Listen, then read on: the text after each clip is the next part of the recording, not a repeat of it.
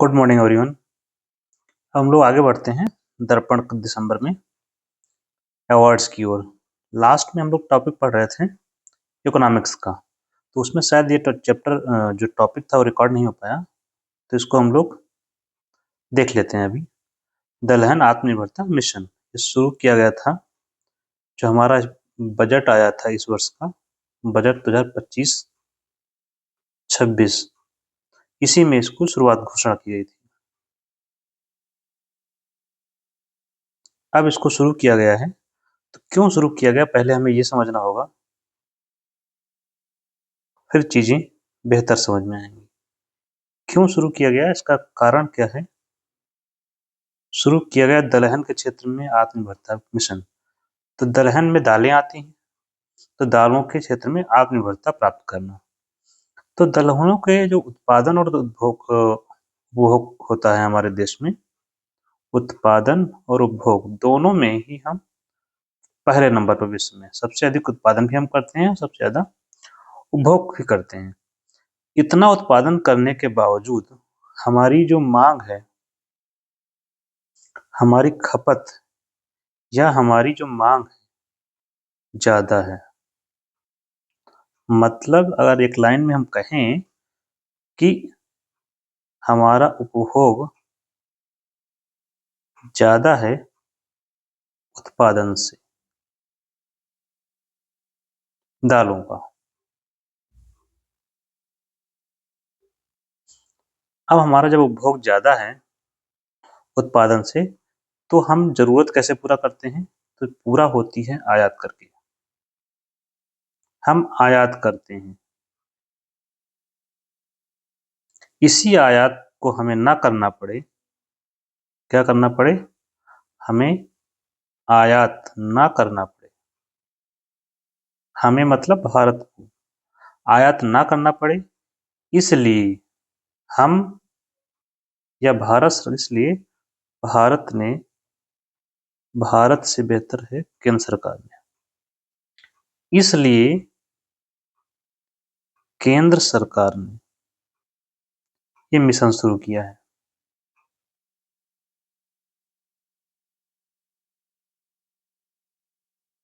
अब आयात ना करना पड़े, इसी को बोलते हैं क्या, आत्मनिर्भरता।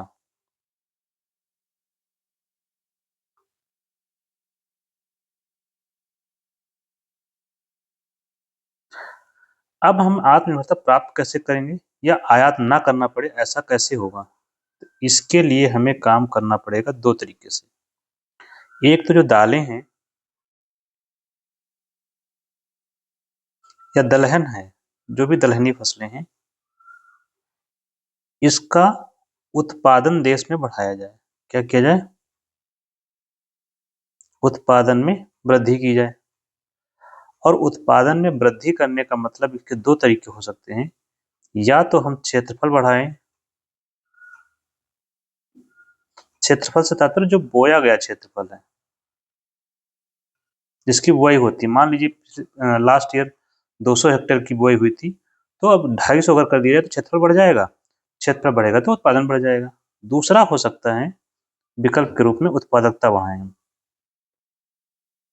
क्या बढ़ाएं, उत्पादकता। क्षेत्रफल बढ़ाओ या उत्पादकता बढ़ाओ। अरे क्षेत्रफल बढ़ाने की अपनी सीमाएं हैं, क्योंकि भारत में अगर क्षेत्रफल भारत का तो सीमित ही है। मान लीजिए ये है, भारत का क्षेत्रफल कितना है, 32,67,263 किलोमीटर स्क्वायर का है। इतना एरिया है हमारा। अगर इस फसल का हम बढ़ाएंगे तो किसी और फसल का घटेगा। तो बेहतर विकल्प हमारे लिए क्या होगा कि उत्पादकता बढ़ाएं। उत्पादकता का मतलब क्या होता है, प्रति हेक्टेयर उत्पादन, प्रति हेक्टेयर उत्पादन।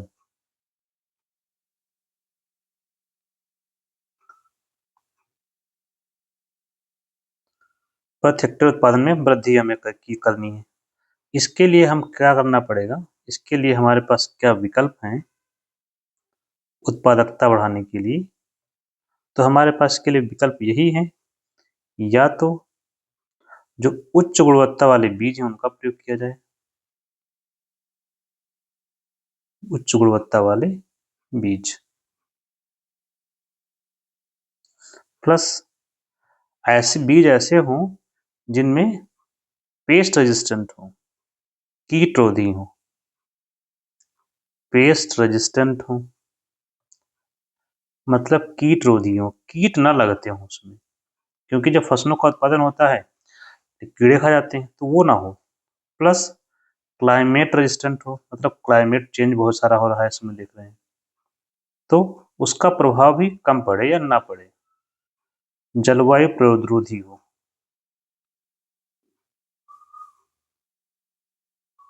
अगर ये गुण होंगे तो हमारा उत्पादन क्या होगा, बेहतर होगा। इसके अलावा अन्य चीजें अगर हम इसमें देखते हैं तो जैसे हमारी खाद है, जैसे उर्वरक है, इनका जो है उर्वरक का संतुलित उपयोग किया जाए। तो ये कुछ कारण है जिनकी वजह से हम उत्पादन बढ़ा सकते हैं, तो इसलिए ये शुरू किया गया है। यहाँ पर हमें एक चीज और याद रखनी है, 25-26 के बजट में घोषणा हुई है और ये शुरू कब से कब तक के लिए है योजना। योजना है 2025-26 से 5 साल 2030-31 तक के लिए है ये योजना, दलहन आत्मनिर्भरता मिशन। अब हम चलते हैं कुछ जो एक शब्द आया है, नेक्स्ट टॉपिक में बढ़ते हैं। यूएनटीसीसी एक शब्द आया है जिसके बारे में कुछ जान लेते हैं। ये क्या है basically, UN for United nation,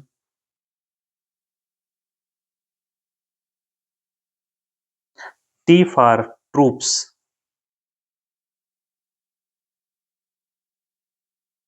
C for contributing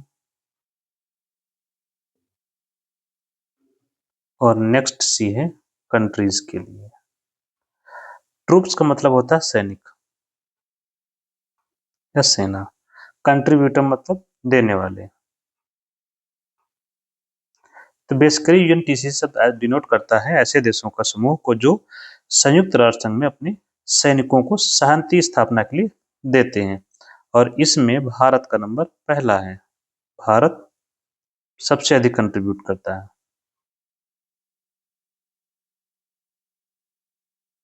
अब हम बढ़ते हैं अपॉइंटमेंट्स की ओर। जो मेजर अपॉइंटमेंट्स हुए हैं उनकी चर्चा हम करेंगे।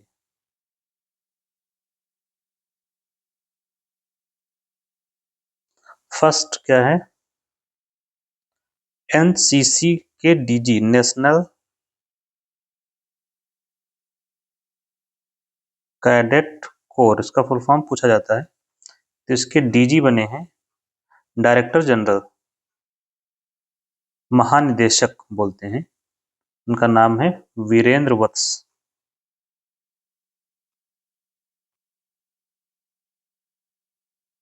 नेक्स्ट है सीआईएसएफ के DG, central industrial security force के डीजी प्रवीर राजन।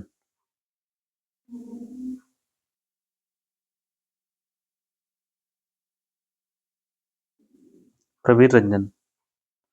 नेक्स्ट है आरबीआई के नए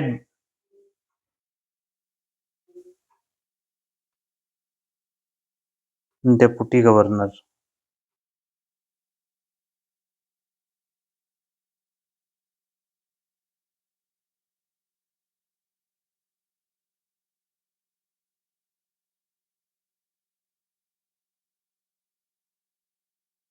किसे नियुक्त किया गया है, श्रीश चंद्र मुर्मू को।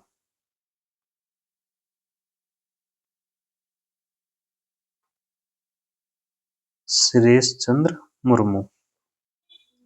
अगर हम आरबीआई के डिप्टी गवर्नर की बात करते हैं तो रिजर्व बैंक ऑफ इंडिया में एक गवर्नर होता है और 4 डिप्टी गवर्नर होते हैं। ये प्रावधान कहाँ है, आरबीआई एक्ट में है। आरबीआई एक्ट कौन से ईयर का, 1934 का है। यहाँ पर ध्यान ये देना है कि 4 डिप्टी गवर्नर में से 2 डिप्टी गवर्नर जो होते हैं ये आरबीआई के होते हैं, आरबीआई द्वारा इंटरनली अपॉइंटेड होते हैं, और 2 होते हैं बाहर से।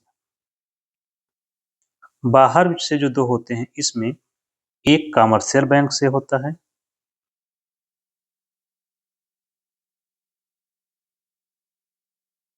और एक होता है अर्थशास्त्री।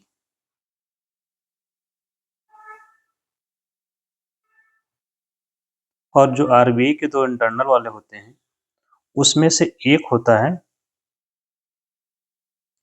ये जो अभी शिरीष मुर्मू जो अपॉइंट हुए हैं वो इसी में से हुए हैं। शिरीष मुर्मू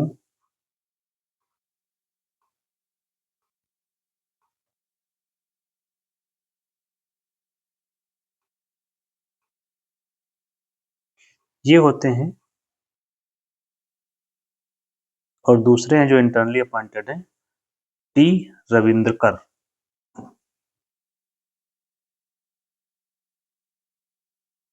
टी रविशंकर। और कमर्शियल बैंक के जो उसमें हैं ये है जे स्वामीनाथन, ये एसबीआई से हैं। एसबीआई भी कमर्शियल बैंक तो है ही, तो वहीं से है। और एक अर्थशास्त्री के रूप में है पूनम गुप्ता। तो 4 लोग हैं इस समय जो आरबीआई के डिप्टी गवर्नर हैं। ये जो अर्थशास्त्री होते हैं ये हेड होते हैं डिपार्टमेंट ऑफ पॉलिसी डिवीजन के, head of department of monetary policy.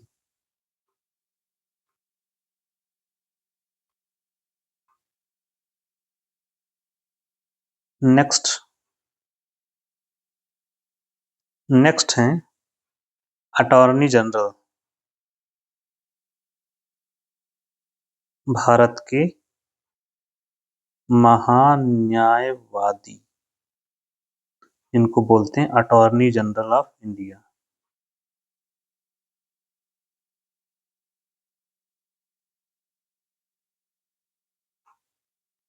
इनकी पुनर्नियुक्ति हुई है। नाम क्या है? मिस्टर आर वेंकट रमणी।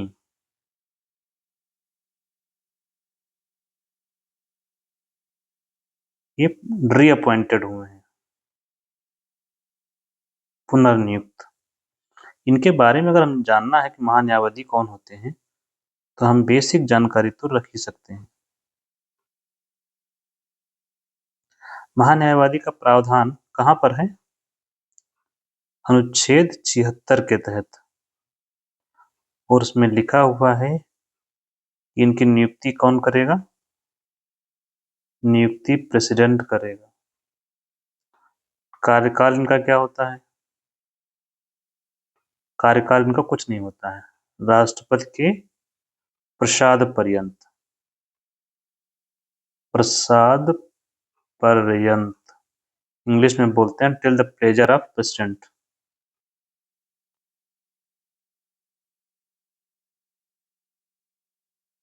मतलब जब तक प्रेसिडेंट चाहें, ये इनका कार्यकाल होता है। और ये भारत सरकार का क्या होता है? भारत सरकार का लीगल एडवाइजर होता है, सरकार को लीगल एडवाइजरी देता है, या भारत का प्रथम विधिवेत्ता कहते हैं।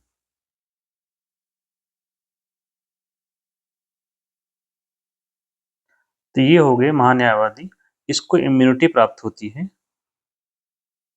इम्यूनिटी प्राप्त होती है।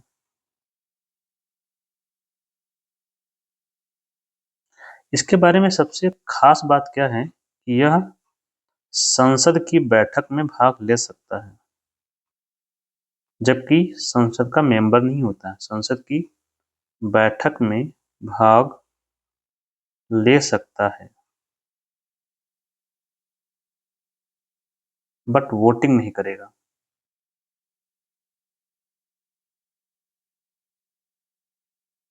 ठीक, ये इसकी सबसे अच्छी खास बात होती है महान्यायवादी की। और यह किसी भी कोर्ट में एपियर हो सकता है, भारत की किसी भी कोर्ट में एपियर होने का अधिकार होता है इसको। नेक्स्ट है आईएमएफ के प्रथम deputy managing director, first deputy MD चुने गए हैं। फर्स्ट क्लास डेप्यूटी एमडी ये अमेरिका से चुने गए हैं, डॉन कॉट्ज।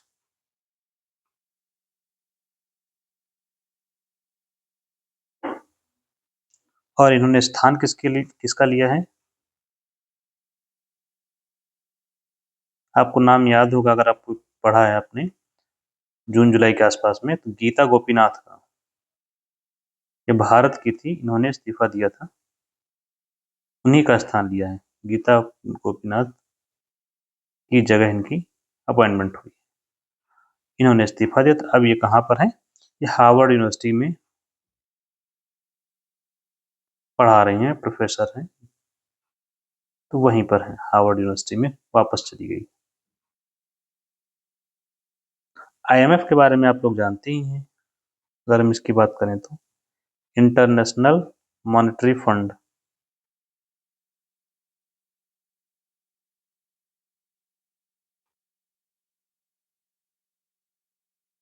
स्थापना 1945 में, इसीलिए 45 में ही वर्ल्ड बैंक बना था,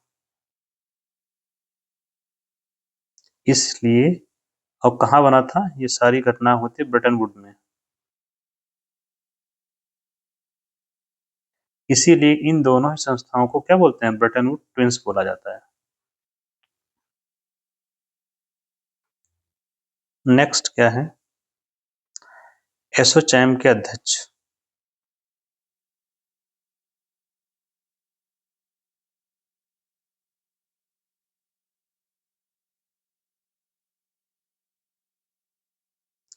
निर्मल कुमार मिंडा चुने गए हैं।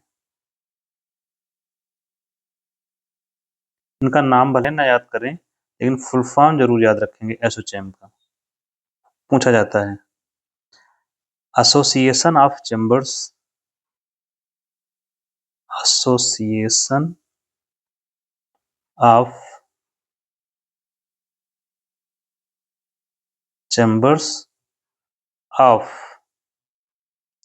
Chambers of commerce and industries,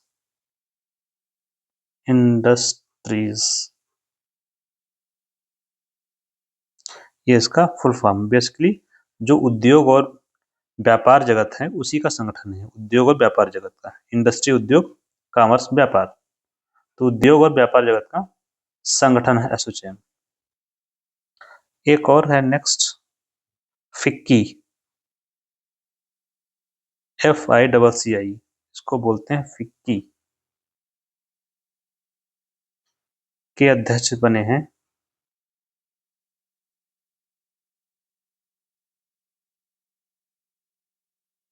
अनंत गोयनका। गोयनका समूह है उसी के, ये हैं गोयनका जी। और फिक्की का फुल फॉर्म हमें फिर पता होना चाहिए, Federation of Indian Chambers and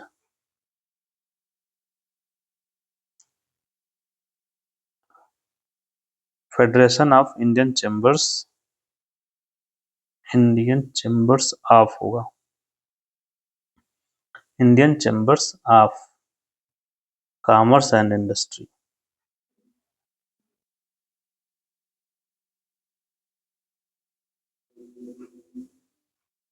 दोनों में देख रहे chambers of commerce and industry common है, आगे एसोसिएशन लगा हुआ, आगे यहाँ फेडरेशन लगा हुआ है।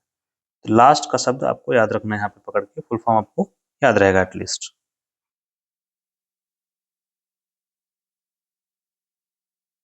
भारत में अमेरिका के नए राजदूत, काफी चर्चा रही इनके पेपर में, सो इनका नाम याद रखेंगे, नहीं याद रहता है, गोरे करके याद रखेंगे क्योंकि इनका सरनेम गोरे है। Sergio Gor.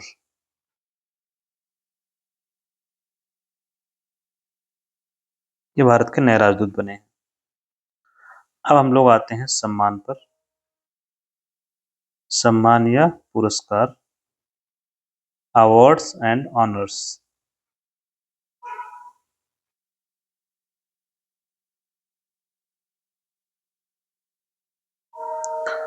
फर्स्ट है, अब देखते हैं, फिल्म फेयर अवार्ड।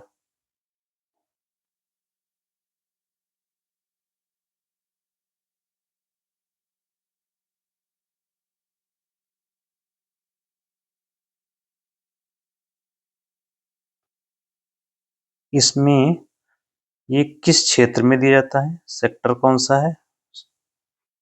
तो ये मूवी, हिंदी मूवीज के लिए बेसिकली, अन्य मूवीज में शामिल नहीं होंगी। वेन्यू क्या था? हर साल आयोजन होता है, तो कहाँ हुआ? अहमदाबाद, मोदी जी के यहाँ, गुजरात में। और ये दिया किसके द्वारा जाता है? टाइम्स ग्रुप के द्वारा दिया जाता है। सरकार के द्वारा राष्ट्रीय फिल्म फेयर अवार्ड दिए जाते हैं। तो यहाँ पर भी जो बेस्ट अवार्ड दिए गए हैं वो हम, बेस्ट मूवी या बेस्ट फिल्म कौन सी रही? लापता लेडीज।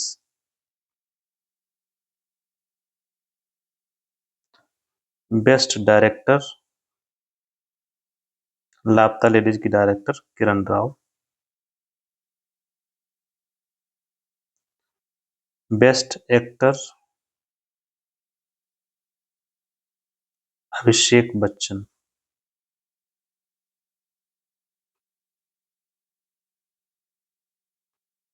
और एक बेस्ट बच गया, उसको मैं भी यही लिखूंगा, बेस्ट एक्ट्रेस आलिया को दिया गया। आलिया भट्ट, महेश भट्ट की डॉटर। नेक्स्ट है सीएट का, सीएट क्रिकेट रेटिंग पुरस्कार।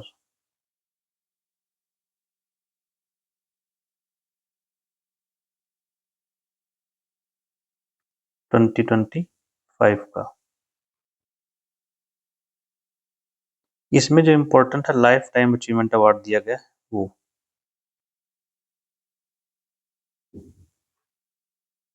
लाइफ टाइम अचीवमेंट अवार्ड मतलब जीवन भर की जो उपलब्धियां होती हैं उसके लिए दिया जाता है। तो कोई भी दे सकता है, यहाँ पर सीएट के द्वारा दिया जा रहा है।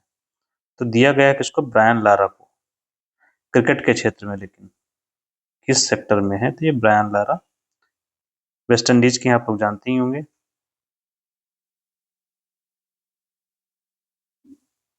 और चंद्रशेखर को दिया गया है।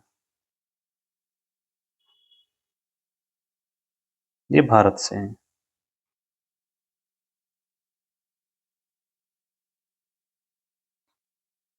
नेक्स्ट है विश्व का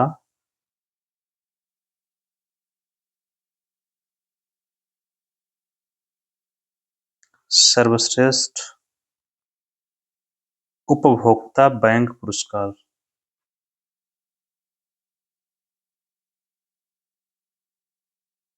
कंज्यूमर बैंक मतलब उपभोक्ता बैंक का पुरस्कार दिया गया है स्टेट बैंक ऑफ इंडिया को। पुरस्कार देता कौन है?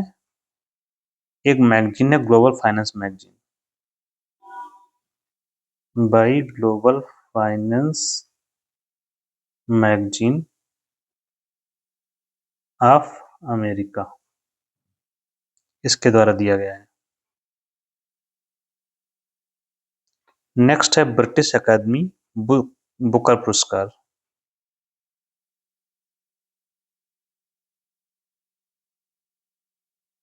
British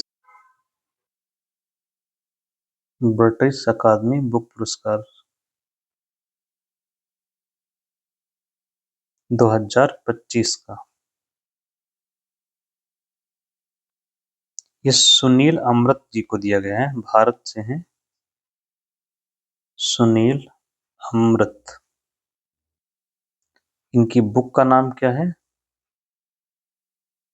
the burning earth.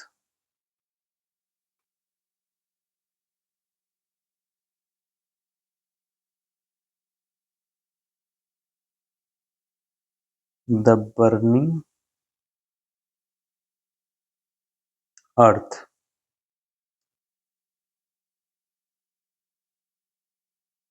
N environmental history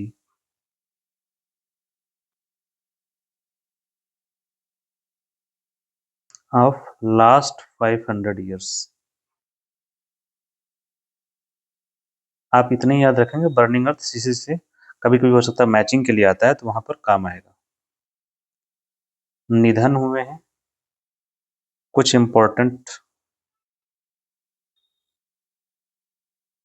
जैसे राइला ओडिंगा।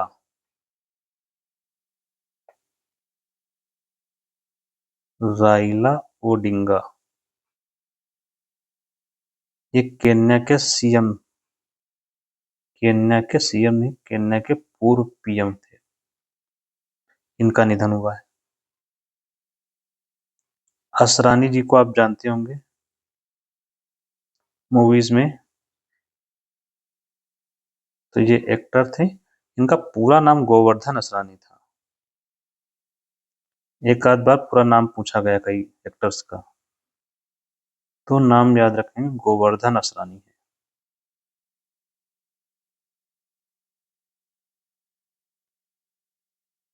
नेक्स्ट है रवि नाइक। ये गोवा के सीएम हैं, सीएम रहे, मतलब ये नेता हैं। सबसे इंपॉर्टेंट है 4 नंबर जो लिख रहे हैं, पीयूष पांडे।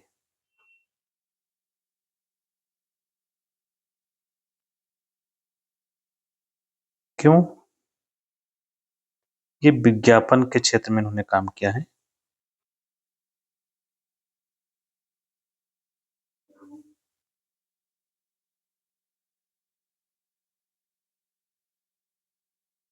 खास बात क्या है इनकी, इन्हें एड मैन ऑफ इंडिया कहा जाता है।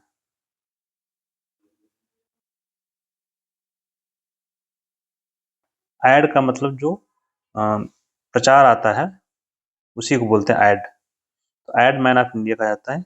और इन्होंने एक एड दिया था जो मोदी सर ने खूब यूज किया, अब की बार मोदी सरकार, ये इन्हीं का बनाया हुआ है स्लोगन। ये इन्होंने ही बनाया था, अब की बार मोदी सरकार। एड मैन ऑफ इंडिया कहा जाता है, या विज्ञापन जगत के पिता कह सकते हैं इनको। नेक्स्ट, सतीश शाह, ये भी एक्टर रहे हैं।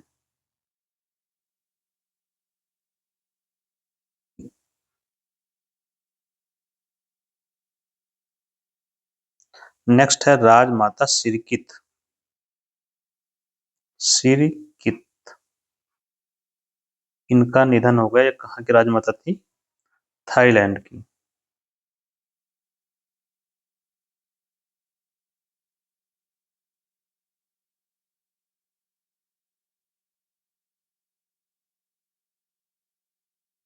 एकनाथ वसंत चिटनिस।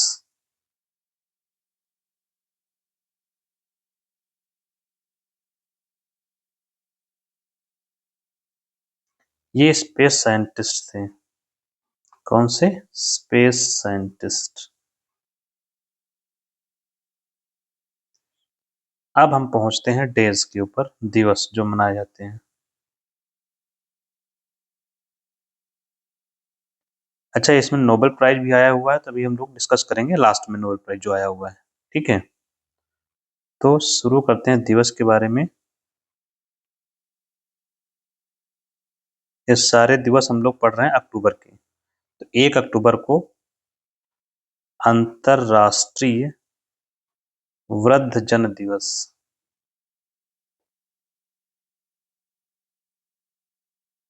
2 से 8 अक्टूबर वन्य प्राणी सप्ताह,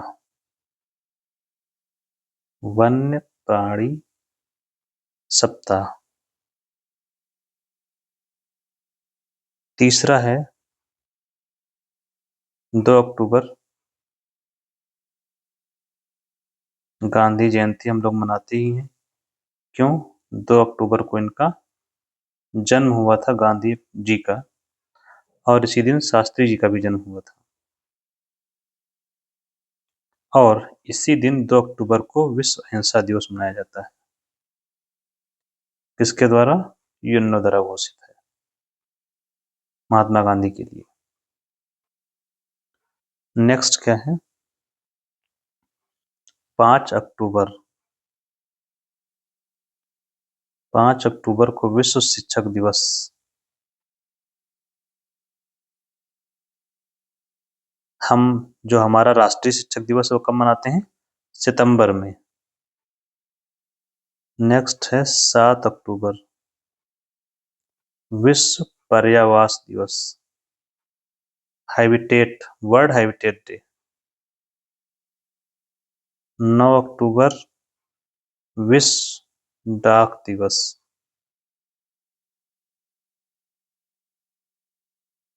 11 अक्टूबर विश्व बालिका दिवस। हम लोग अपना वाला कब मनाते हैं राष्ट्रीय बालिका दिवस? राष्ट्रीय बालिका दिवस ये है हमारा 24 जनवरी को।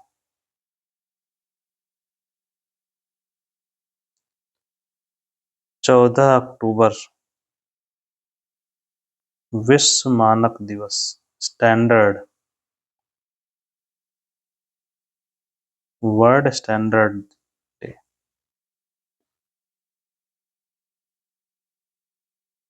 नेक्स्ट है 16 अक्टूबर, सबसे खास है जो आपको याद ही रखना है, विश्व खाद्य दिवस। ये अक्सर पूछा जाता है।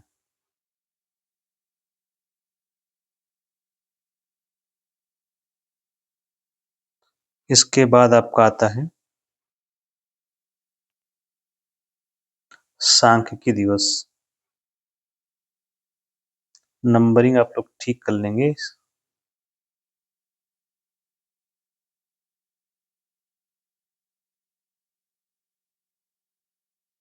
विश्व सांख्यिकी दिवस कब से मना रहे हैं? 20/10/2010। क्यों मनाया जा रहा है 20 अक्टूबर को? क्योंकि इसका डेट देखिएगा, 2010 2010, इसी वजह से इसको मनाया जाता है। इसके द्वारा यूएनओ द्वारा घोषित है। 2 बार रिपीट हुआ, 2010 2010। और अगर हम यहाँ राष्ट्रीय सांख्यिकी दिवस देखते हैं, राष्ट्रीय का मतलब भारत में मनाते हैं हम लोग, वो हमारा अलग है। यह है 29 जून। किसकी याद में है? पीसी महालनोबिस। ये भारत के थे और इन्होंने सांख्यिकी के क्षेत्र में बहुत काम किया है। इसके बाद 24 अक्टूबर संयुक्त राष्ट्र संघ का स्थापना दिवस। संयुक्त राष्ट्र संघ की स्थापना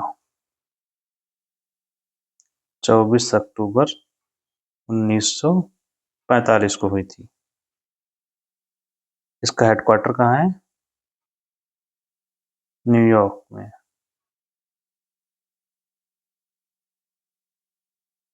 लास्ट दिवस क्या है? 31 अक्टूबर। और कब मनाते हैं? क्या मनाया जाता है इस दिन? इंदिरा गांधी की पुण्यतिथि मनाते हैं। पुण्यतिथि मतलब इस दिन हत्या हुई थी या डेथ हुई थी। और इसी के साथ राष्ट्रीय एकता दिवस भी मनाया जाता है। In the memory of Patel साहब, इनकी हत्या कब हुई थी? 31 अक्टूबर 1984 में, जिसके बाद चला था ऑपरेशन, इससे पहले इन्होंने चलाया था ऑपरेशन ब्लू स्टार मंदिर में। इसकी वजह से ही कहा जाता है कि हत्या हुई थी। अब हम लोग बुक्स देखते हैं। बुक्स पहली है डेमोक्रेसीज हार्टलैंड, ये लिखी हुई है S.Y. कुरैशी साहब की है, शाह मोहम्मद याकूब कुरैशी, ये चीफ इलेक्शन कमिश्नर रहे हमारे, इसीलिए डेमोक्रेसीज पर है बुक उनकी। नेक्स्ट है फाइंडिंग माई वेज, ये है मलाला यूसुफजई की।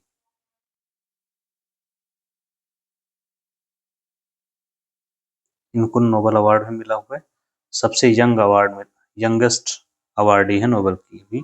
नोबेल वाला हम लोग जब पढ़ेंगे तो वहां मिलेगा। I am Giorgia, my roots my principles, ये पुस्तक जॉर्जिया मेलोनी की ही है, इटली की प्राइम मिनिस्टर जॉर्जिया मेलोनी।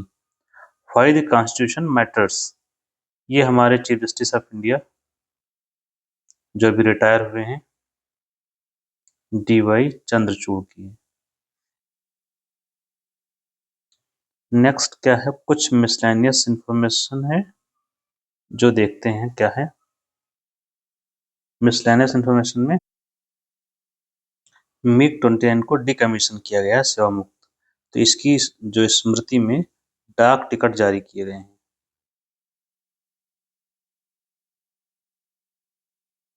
ऐसे ही RSS का जो शताब्दी वर्ष मनाया जा रहा है 2025। स्थापना कब हुई थी? 100 साल पहले, 1925 में। किसकी? RSS की। RSS मतलब राष्ट्रीय स्वयंसेवक संघ, जो हेडक्वार्टर इसका कहाँ है? नागपुर में। ये BJP की पेरेंट ऑर्गेनाइजेशन। और इसका संस्थापक कौन था? हेडगेवार साहब, केशव बलीराम हेडगेवार। इस समय इसके प्रमुख RSS के मोहन भागवत है। नेक्स्ट है एक समुद्र शक्ति सैन्य अभ्यास है, नौसैन्य अभ्यास है, तो ये भारत का किसके साथ होता है? इंडोनेशिया के साथ। हुआ कहाँ पर है? ये हुआ है विशाखापट्टनम में। इसके बाद एक्सरसाइज है जैमेक्स। जैमेक्स एक्सरसाइज क्या है? J for Japan, I for India, तो जापान और इंडिया के बीच में है। M फॉर मैरीटाइम, इसका मतलब नौसैनिक अभ्यास है, मैरीटाइम एक्सरसाइज। हुआ कहाँ है? जापान में।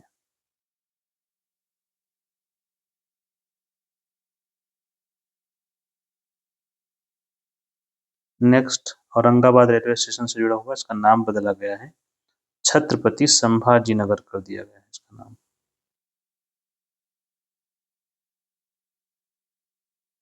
छत्रपति संभाजीनगर नया नाम। स्पोर्ट्स में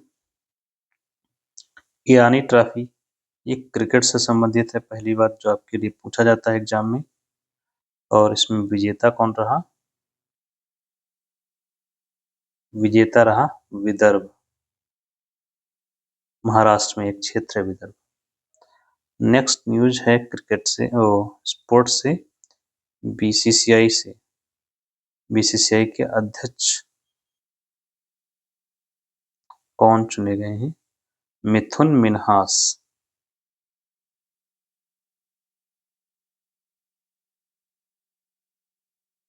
बीसीसीआई भारत क्रिकेट कंट्रोल या ब्रिटिश क्रिकेट कंट्रोल, फिलहाल आप लोग जानते हैं इसके बारे में, बीसीसीआई के बारे में, तो हम आगे बढ़ते हैं। नेक्स्ट है विश्व भारोत्तोलन चैंपियनशिप।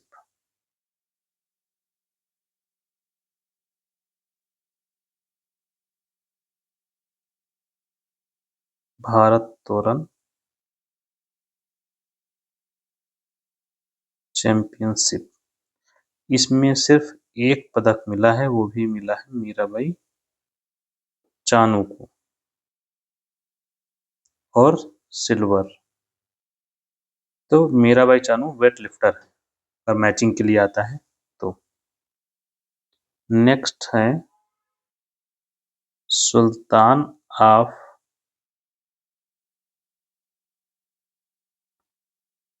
Johor cup.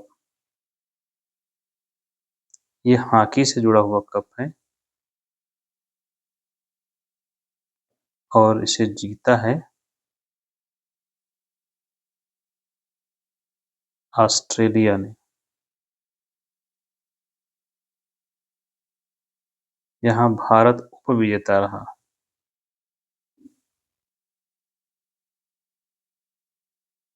यह भारत को हरा कर जीता है। नेक्स्ट है विश्व पैरा एथलेटिक चैंपियनशिप।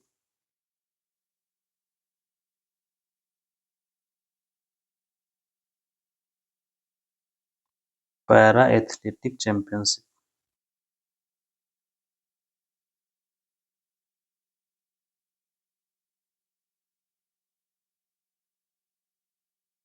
पैरा मतलब जो विकलांग होते हैं उनके लिए चैंपियनशिप है।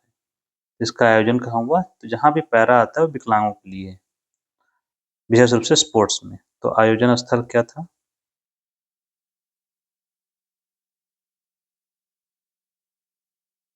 दिल्ली में हुआ, भारत के।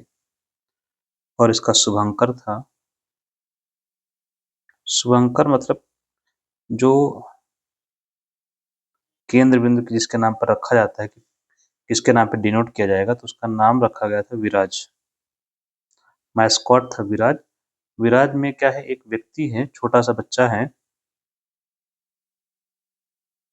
और उसके जो पैर हैं विशेष रूप से यहाँ पर फोकस किया गया है। एक पैर जो है, अब ये तो बन नहीं पाएगा, आप लोग समझ लीजिए। मैं एक पैर ये बना रहा हूँ ठीक से। एक तो पैर ये हो गया, दूसरा उसका एक पैर सिंगल था, ये विकलांग पैर है, एक पैर से विकलांग था, इसी का नाम विराज रखा गया था। बाकी हाथ वगैरह इसके हैं, ठीक है। आप लोग समझ गए होंगे मैं बनाना क्या चाह रहा हूँ। विजेता कौन थे? पहला नंबर ब्राजील का था, 44 पदक के साथ। दूसरा था चीन का, 52 पदक। पदक क्या, यहाँ पर गोल्ड मेडल ज्यादा है इसलिए ऐसा होता है। सीरीज तय होती है, काउंटिंग भले ज्यादा हो लेकिन गोल्ड मेडल के आधार पर तय होता है। 10वां नंबर हमारा भारत का था, इसने 22 पदक जीते। अब हम लोग चलते हैं नोबेल प्राइज की ओर, जो हमारा एक लेंदी टॉपिक होने वाला है इसमें।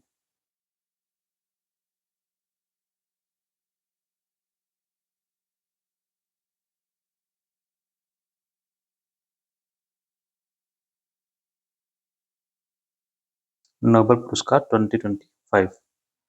पहले तो हमें इसके बारे में कुछ ओवरव्यू जानना होगा, पृष्ठभूमि या कुछ इम्पोर्टेंट बातें इसी पृष्ठभूमि में हम लोग देख लेंगे। जैसे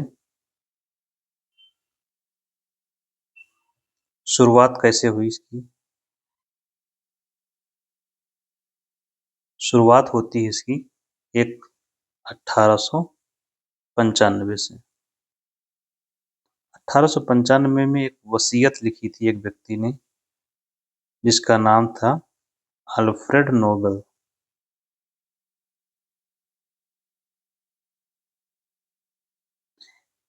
और ये अल्फ्रेड नोबेल कौन है? इन्होंने खोजा है डायनामाइट का, डायनामाइट के आविष्कार किया है इन्होंने। डायनामाइट केमिस्ट्री का सब्जेक्ट है, तो ये रसायनज्ञ थे। कहाँ के रसायनज्ञ थे? स्वीडन के। इतनी बातें तय हो गई। तो स्वीडन के थे ये, इन्होंने वसीयत लिखी थी। इस वसीयत में इन्होंने एक पुरस्कार देने की बात कही थी।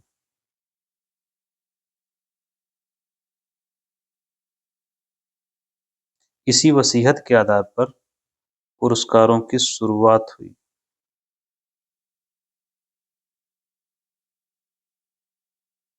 1901 से। और क्या किया गया, तो किन क्षेत्रों में ये पुरस्कार दिया जाता था? तो 5 क्षेत्रों के लिए इन्होंने कहा था देने के लिए। तो पहला है आपका फिजिक्स, केमिस्ट्री, बायोलॉजी। तो फिजिक्स दैट इज भौतिक शास्त्र या भौतिक विज्ञान। केमिस्ट्री रसायन। एक फिजियोलॉजी है जिसे बायोलॉजी बोलते हैं, वही फिजियोलॉजी या मेडिसिन बोलते हैं, हिंदी में चिकित्सा।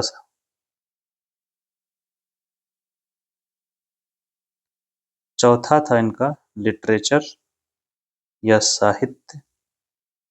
और पांचवा था शांति के लिए। तो ये 5 नोबेल की बात इन्होंने अपनी वसीयत में कही थी। अभी एक 6 नोबेल दिए जाते हैं, एक अर्थशास्त्र का नोबेल भी दिया जाता है। तो नोबेल दिए जाते हैं इसमें 6 क्षेत्रों में। अर्थशास्त्र, इसकी स्थापना हुई थी अर्थशास्त्र के नोबेल की 1968 में और दिया जाता है 1969 से।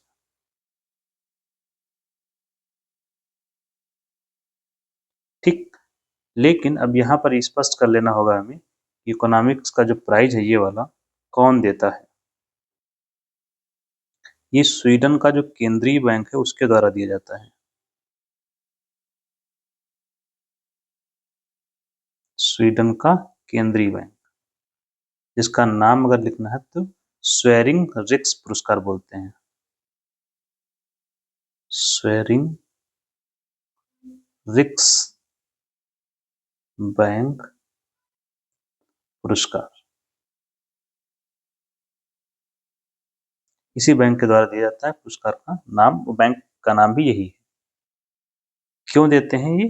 नोबेल की याद में जो है इसको दिया जाता है। तो ये इसके बारे में बेसिक होगा। तो इस समय दिया जाता है 6 क्षेत्रों में, लेकिन 5 क्षेत्रों का जो अवार्ड है ऊपर का वो दिया जाता है ये नोबेल के हिसाब से, अल्फ्रेड नोबेल की जो वसीयत थी उसके आधार पर। और बाकी जो दिए जाते हैं, एक अर्थशास्त्र का वो स्वीडन का जो केंद्रीय बैंक है उसके द्वारा दिया जाता है। नेक्स्ट क्या है, पुरस्कार का चयन कौन करता है?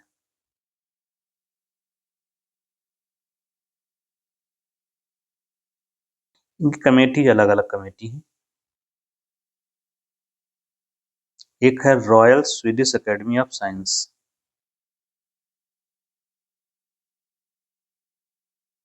रॉयल स्वीडिश एकेडमी ऑफ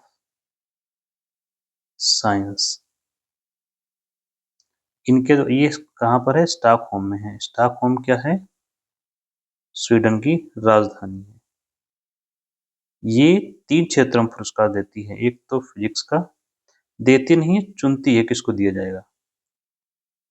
और दूसरा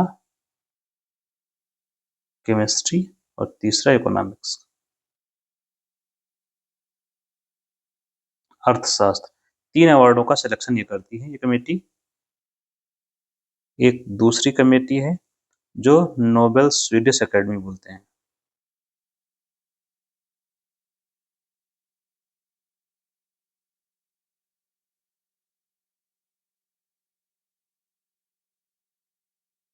ये साहित्य का पुरस्कार चुनती है, कौन साहित्य का प्राप्त करेगा। थर्ड है कैरोलिंस्का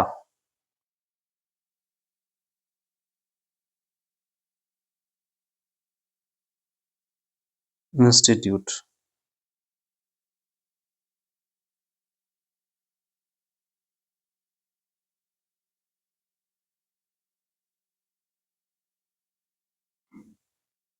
नोबेल कमेटी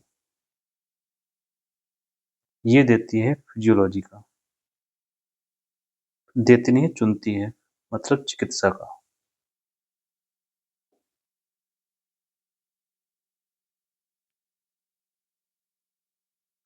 नॉर्वे की नोबेल कमेटी है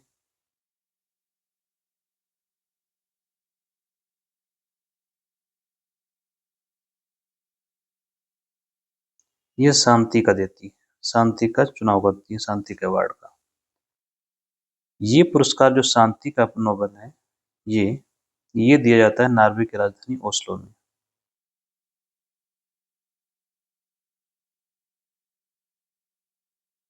बाकी जो अवार्ड हैं,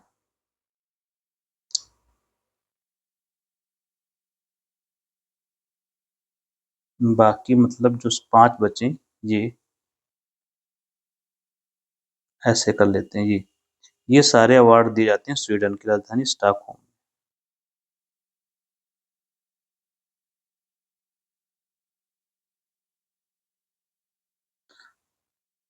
एक पॉइंट अगर हम याद करते हैं तो जो नोबेल पुरस्कार है,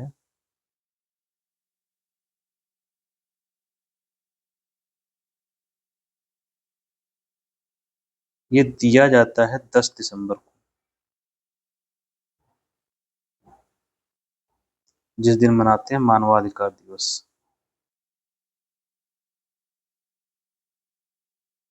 इस दिन 2 घटनाएं घटती हैं। शांति का जो नोबेल होता है वो ओस्लो में देते हैं, जो नॉर्वे की राजधानी है। शेष अवार्ड ये स्वीडन की राजधानी स्टॉकहोम में दिए जाते हैं। अक्सर क्वेश्चन पूछा जाता है, सो याद रखेंगे इसको। स्वीडन की राजधानी स्टॉकहोम में दिए जाते हैं। अवार्ड की राशि अगर हम देखें तो 11 मिलियन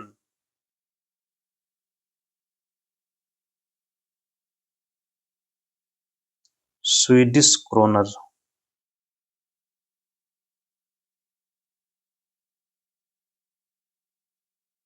या लगभग 10 करोड़ रुपए के आसपास पड़ता है।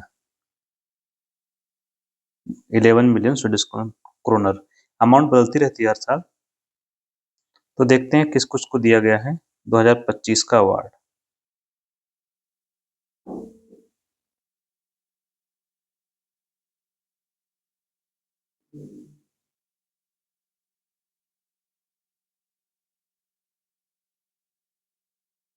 पहला देखते हैं चिकित्सा का।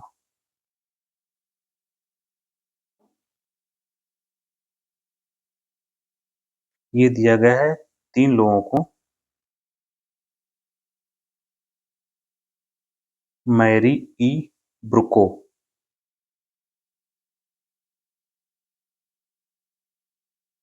फ्रेडरिक रामस्टेल, थर्ड है Simone Sakaguchi.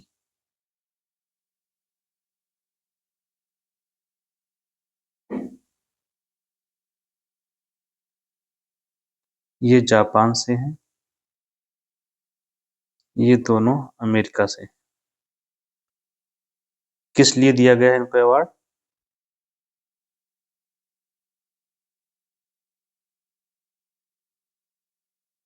Regulatory T cells के लिए। और एक जीन खोजा था FOXP3 जीन, इसके लिए दिया गया है।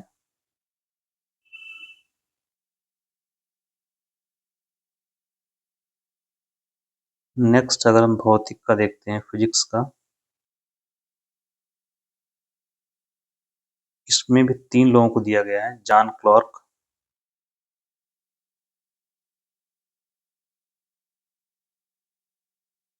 मिशेल डेवोरेट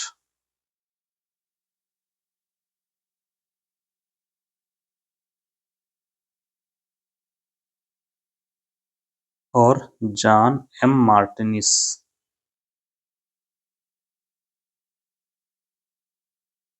लास्ट का याद करेंगे ज्यादा बेहतर है। क्लार्क, डेवोरेट एंड मार्टिनिस, 3 लोगों को दिया गया है। क्यों दिया गया है? क्वांटम टनलिंग के लिए।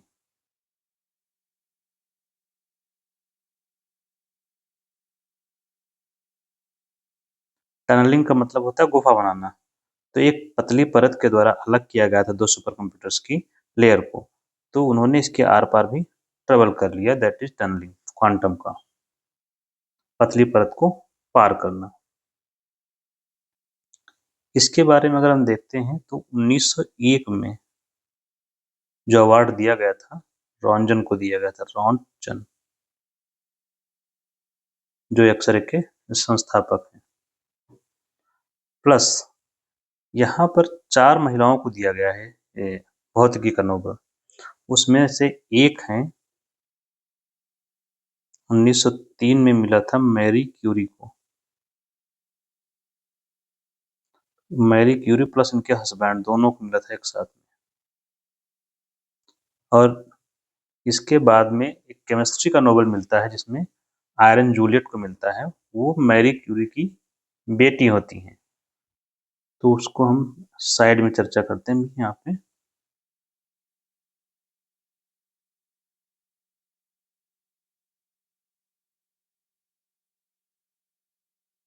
रसायन का पुरस्कार दिया गया 3 लोगों को, रिचर्ड रॉबसन,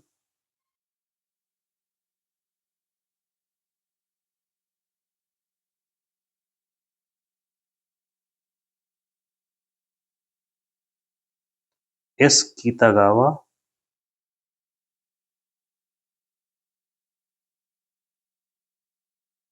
तीसरा है उमर एम यागी।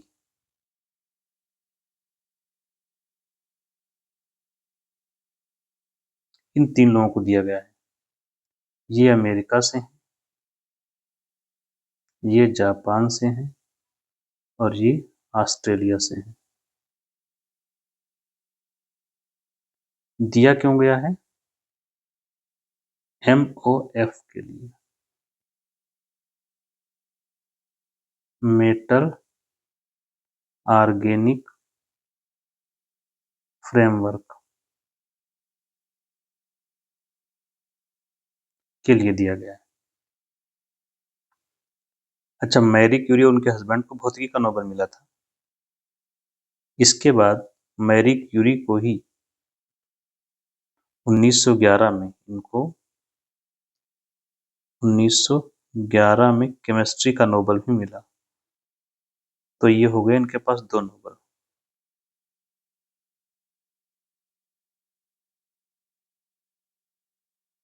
इसके बाद इनकी बेटी थी मैरी क्यूरी की,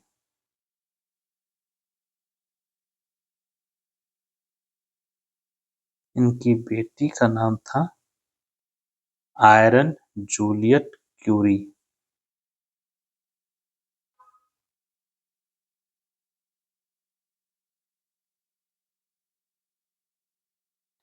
इनको भी अपने हस्बैंड के साथ मिला था अवार्ड, विद हस्बैंड। कब? 1935 में, रसायन का।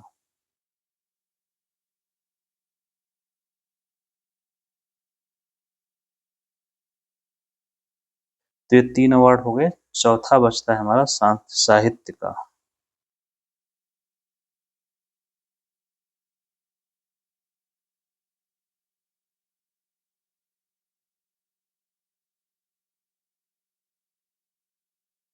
ये दिया गया है 2025। हंगरी के लास्जलो नाम है उनका। पूरा नाम नहीं लिखा है हमने, लास्जलो से ही आपको याद कर लेना है और टिक भी कर लेना। ये हंगरी के हैं।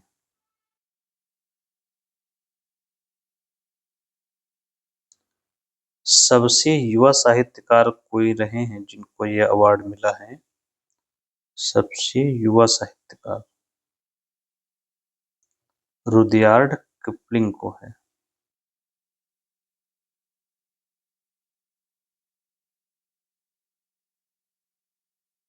नाइनटीन 7 में मिला था।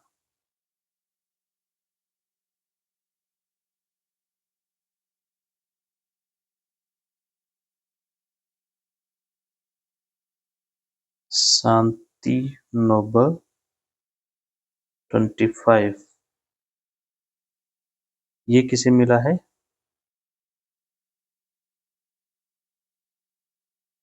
मारिया कोरिना मचाडो को दिया गया है। ये कौन है? ये वेनेजुएला की लीडर है, पोजीशन की, विपक्ष की नेता है। और इन्हें दिया क्यों गया है?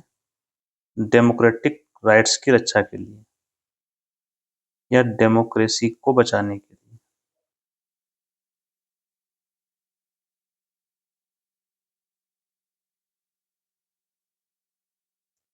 यहाँ पर एक बात अगर हम याद करेंगे तो सबसे युवा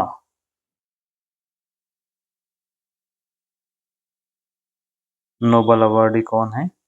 मलाला को मिला है, मलाला यूसुफजई।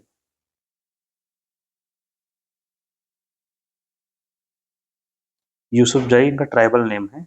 2014 में मिला था इनको। किसके साथ में? कैलाश सत्यार्थी के साथ में।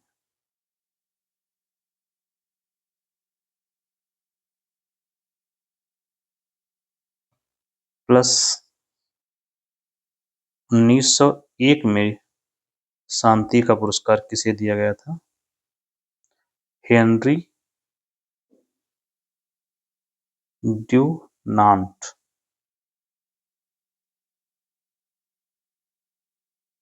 और ये वो व्यक्ति हैं जिन्होंने रेड क्रॉस की स्थापना की थी, इंटरनेशनल रेड क्रॉस कमेटी। और इस कमेटी को भी अब तक 3 बार मिल चुका है ये अवार्ड शांति का।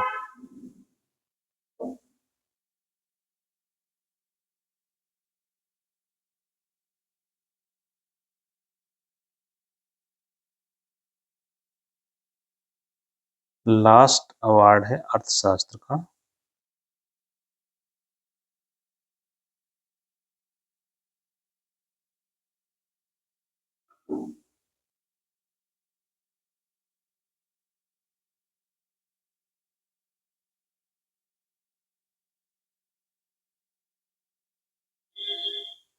ये दिया गया है जोएल मोकिर, जोएल मीकिर, मीकिर नहीं मोकिर हैं।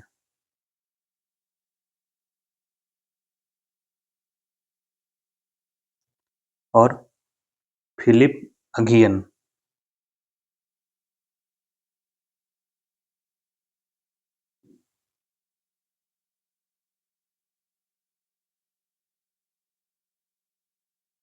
पीटर होविट। 3 लोगों को दिया गया है।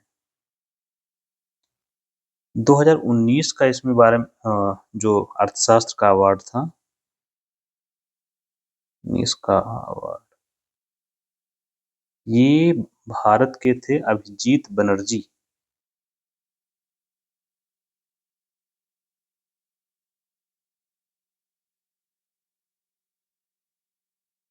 प्लस ईस्थर डुफ्लो, ESTHERDUFLOW,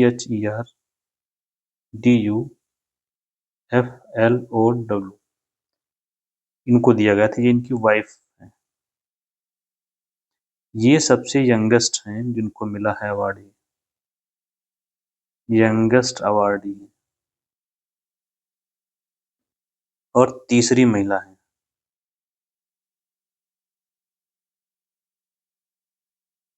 अर्थशास्त्र का नोबेल 2 कौन सी हैं? पहली महिला है एलिनर ऑस्ट्रम,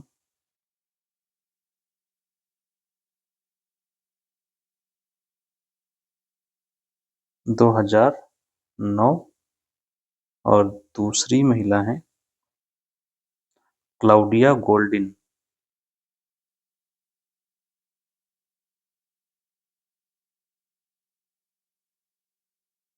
2023 का। ये तो हो गई इनके बारे में।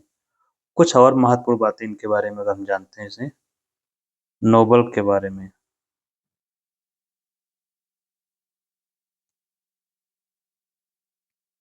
1940 से 1942 तक कोई भी अवार्ड नहीं दिया गया। अगर भारतीय नोबेल अवार्डी जाने कितने लोग हैं? भारतीय नोबेल पुरस्कार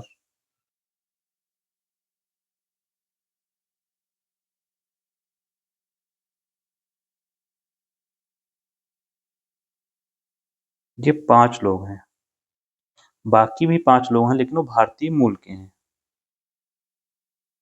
पहले हैं रविन्द्रनाथ टैगोर, सबसे पहले जिन्हें मिला था 1913 में। कौन से क्षेत्र में? साहित्य के लिए। दूसरा मिला था सीवी रमण को 1930 में, फिजिक्स के लिए या भौतिकी के लिए। तीसरा मिला था मदर टेरेसा को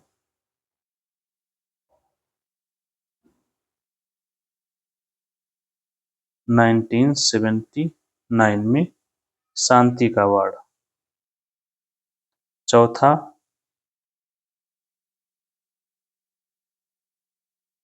अमर्त्य सेन, ईयर 1998, सब्जेक्ट है इकोनॉमिक्स। पांचवा कैलाश सत्यार्थी,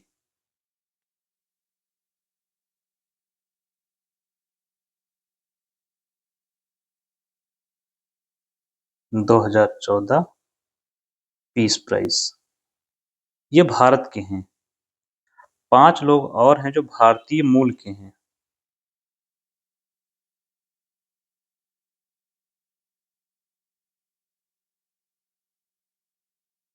मतलब ये जब इन्हें अवार्ड मिला तब ये भारतीय नहीं थे। इनकी जड़ें, मतलब इनके पिताजी, इनके दादाजी या उससे पहले के लोग भारत से थे उनके। तो पहला नाम आता है इसमें डॉक्टर हरगोविंद खुराना का।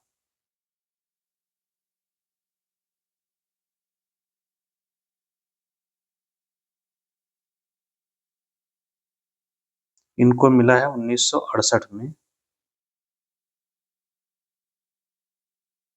फिजियोलॉजी का, मतलब चिकित्सा का। और ये उस समय तक अमेरिका के सिटीजन हो चुके थे। दूसरा है एस चंद्रशेखर को। इनको 83 में दिया गया। ये फिजिक्स में दिया गया और ये भी अमेरिका के नागरिक थे उस समय। थर्ड है वीएस नेपाल को दिया गया 2001, साहित्य का। और ये यूके के सिटीजन थे, मतलब ब्रिटेन के। वेंकटरमन रामकृष्णन,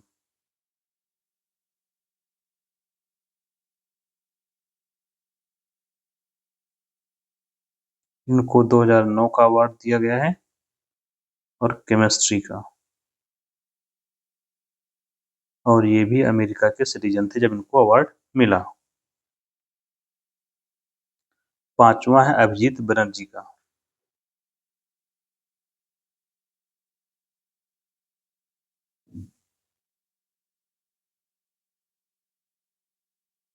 इनको 2019 का मिला और ये इकोनॉमिक्स में और नागरिक थे अमेरिका के। तो ये हो गया भारतीय मूल के। तो कुल भारत या भारतीय मूल के लोग हो जाएंगे 10, भारतीय मूल के 5 और भारत के 5। तो इस तरह से हम लोग खत्म करते हैं ये दर्पण। Thank you.